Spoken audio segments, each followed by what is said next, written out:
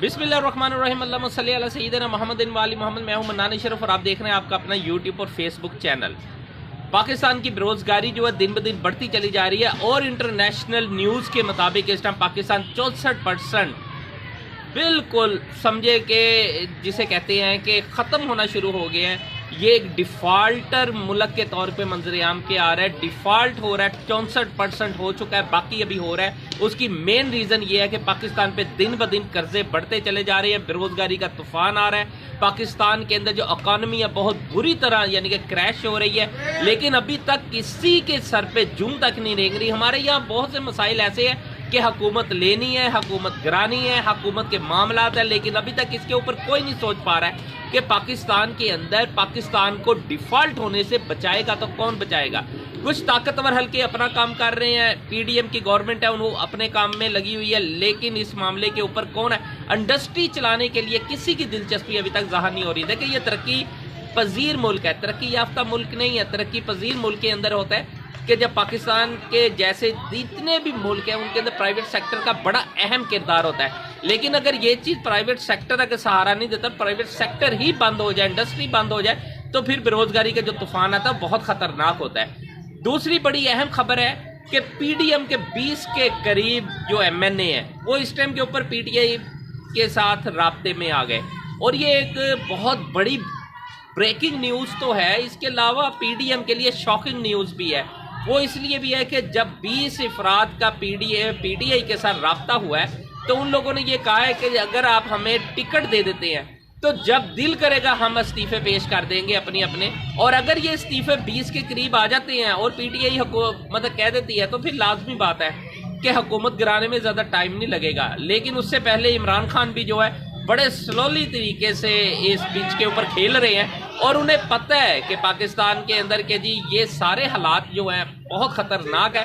पाकिस्तान में देखें अब जो जिसने भी हुकूमत लेनी है ना वो माइनीज बिछी हुई हैं, बहुत ब्लास्ट, यानी कि पाकिस्तानी इकॉनमी ब्लास्ट हो चुकी है। पाकिस्तान में बेरोजगारी बड़ी तूफानी तरीके से बढ़ रही है। पाकिस्तान के अंदर मुआशत जो है बहुत बुरी तरह यानी कि तबाह बर्बाद हो रही है। पाकिस्तान में डॉलर जो है वो नहीं संभाला जा रहा है, सोने की कीमतें दिन ब दिन बढ़ती चली जा रही है। ये सारे हालात के अंदर कौन चाहेगा कि हम गवर्नमेंट ले, कौन चाहेगा। लेकिन इसके लिए ज़रूरी है कि इलेक्शन, उसके लिए वो जिस हद तक कोशिश करेंगे कि इलेक्शन हो, बेशक इलेक्शन मार्च में हो, अप्रैल में हो, एनी हो, जब भी इलेक्शन हो उस टाइम के ऊपर ये चीज़ ज़रूरी हो जाती है कि जी इलेक्शन हो और उसमें नई जो गवर्नमेंट है वो आए और वो आके इन सारे हालात को, सारे सिस्टम को संभाले। लेकिन एक आपको और ख़बर बताता चलूँ कि ये जो 20 लोगों की एक टीम बन गई, ये बागी ग्रुप के तौर पे मंजर-ए-आम पे आया, और इन्होंने पीटीआई के साथ जो राब्ते किए हैं वो बड़े ही मजबूत राब्ते हैं, और उसमें किसी टाइम के ऊपर भी जब भी दिल करेगा पीटीआई गवर्नमेंट गिरा सकती है। लेकिन अगर पीटीआई इन हालात के अंदर गवर्नमेंट गिराती है तो शायद वो अपने पाँव पे खुद कुल्हाड़ी मारेगी, इसलिए कि इस टाइम जो मौजूदा सूरत हाल है उसमें नहीं लगता कि पीटीआई को ये गवर्नमेंट संभालनी चाहिए। हाँ, नए इलेक्शन के साथ, नई ताकत के साथ अगर वो मंजर-ए-आम के ऊपर आते हैं और हुकूमत में आते हैं तो मे भी उनके लिए बहुत बेहतर हो जाएगा। लेकिन एक चीज़ हो रहा है, एक बिल पास हुआ है हमारे असम्बली के अंदर, और वो बिल है कि जी पाकिस्तान अवाम जो है वो फ़ौज के साथ, मसलन के फ़ौज के साथ जो मोहब्बत नहीं की जा रही है उसके साथ अवाम, मतलब फ़ौज के साथ हम मोहब्बत करते हैं। ये एक बहुत बड़ी साजिश है। ये बिल बिल्कुल नहीं पेश होना चाहिए था, इसलिए कि देखें अवाम में और फ़ौज में कोई फ़र्क नहीं है। फ़ौज भी हम में से है, अवाम भी हम ही लोगों हैं। ये जो हम लोग मतलब और फ़ौज जो है ना ये एक दूसरे से अलग अलग नहीं है। पीडीएम अगर ये बिल पेश करके, बिल पास करवा के ये शो करना चाहती है, या बच्चों की रैलियों के ज़रिए या वैसे भी मुख्तलिफ प्रोग्राम करके ये शो करना चाहती है कि जी हम पाक फ़ौज के साथ खड़े हैं, तो ये बहुत बड़ा बेवकूफ़ किस्म की सोच है। इसलिए कि पाकिस्तानी सारी कौम तो पहली फ़ौज के साथ खड़ी है। जब भी फ़ौज को या मुल्क को किसी किस्म की कोई मुश्किलात पेश आती हैं या कहीं भी ज़रूरत पेश आती है तो यही कौम जो है सीसा पलाई दीवार बन के खड़ी हो जाती है। वो 1965 हो, 1971 हो, 1952 हो, या उसके बाद तकरीबन ये 2000 मसलन के 9 हो, 2019 हो, जब मौका मिला है। बशा मुशर्रफ के दौर के अंदर भी ये हालात बड़े ख़राब हो गए थे बॉर्डर के, तब भी पूरी कौम जो थी वो ये सीसा पलाई दीवार बन के पाक फ़ौज के साथ खड़ी हुई थी। पाक फ़ौज, किसी भी मुल्क की फ़ौज तब तक मजबूत नहीं होती जब तक उसके साथ मुकम्मल उसी मुल्क की अवाम ना खड़ी हो जाए। लिहाजा ये एक बेवकूफ़ किस्म का, यानी कि मैं कहता हूँ अब क्या इनके ऊपर अल्फाज बयान करूँ, कि ये बिल पास करके या बिल पेश करके उन्होंने क्या साबित करने की पीडीएम ये चाहती है कि अवाम और फौज आपस में एक दूसरे के मद्दे मुकाबल आ जाए। ये इतनी बड़ी साजिश है, इतना खतरनाक सिस्टम है कि शायद इसे अभी अगर रोक लिया जाए तो बहुत बेहतर होगा। वरना मुझे लगता है, जहां तक मेरा अंदाजा है, कि पीडीएम यही ख्वाहिश कर रही है कि फौज और अवाम अलग अलग हो जाए और इसके बदले के अंदर फौज को पता चले कि हमारे साथ कोई नहीं खड़ा, लिहाजा मार्शल लगा दें और उनके जरिए अवाम के ऊपर आए और अवाम को इस डंडे के जोर के ऊपर संभाला जाए। तो बाबा, अवाम तो पहले ही फौज के साथ खड़ी है, अवाम को फौज से कोई शिकवे नहीं है। शिकवे होते हैं सियासतदानों के, चंद लोगों से शिकवे होते हैं, कुछ ताकतवर लोगों से शिकवे होते हैं, वो एक अलग सब्जेक्ट है। लेकिन उसके साथ फौज पूरी का पूरा एक, देखिए, पूरा एक डिपार्टमेंट है, पूरी फौज के साथ इस तरह की हरकतें करके पीडीएम ये बहुत बड़ी मिस्टेक कर रही है और बहुत बड़े बड़े फासले जो है वो पैदा करने की नाकाम कोशिश हो रही है, जो इंशाल्लाह उम्मीद है कि बिल्कुल ऐसे फासले जो है वो नहीं होंगे। आपको एक बात और बताता चलूं कि पाकिस्तान के अंदर इमरान खान के साथ कुछ लोगों के, कुछ खास ताकतवर हलकों के राब्ते जो है वो शिद्दत इख्तियार कर गए हैं और वो शिद्दत के इख्तियार करते साथ ही इमरान खान को पता चल गया है कि, और कहा जा रहा है कि आपके, देखिए, इमरान खान के ज़्यादा मुतालबात नहीं है, इमरान खान के चंद मुतालबा थे, उसके अंदर से सिर्फ एक मुतालबा जो है वो जोर पकड़ गया, वो है इलेक्शन। ये जितना लॉन्ग मार्च है इसकी भी एक ही डिमांड है, इलेक्शन। इमरान खान जब पिंडी आएंगे तब भी एक ही डिमांड है, इलेक्शन। और अब तक जो सूरत हाल है उसमें इलेक्शन बहुत तेजी के साथ आ रहा है और उम्मीद है कि जल्दी इलेक्शन की डेट अनाउंस हो जाएगी और इसी सिलसिले के अंदर मुज़ाकरात हो रहे हैं। लेकिन एक चीज, एक खबर जो अभी तक छुपी हुई है वो यही है कि जी शहबाज शरीफ और नवाज शरीफ के दरमियान कुछ फासले बढ़ गए हैं, जिसकी वजह से करंतना में जाना शहबाज शरीफ की मजबूरी बन गई है। और अगर कोई बंदा ये सोचता है ना कि मैं लंदन बैठ के कोई फैसला कर लूंगा, ये नामुमकिन है।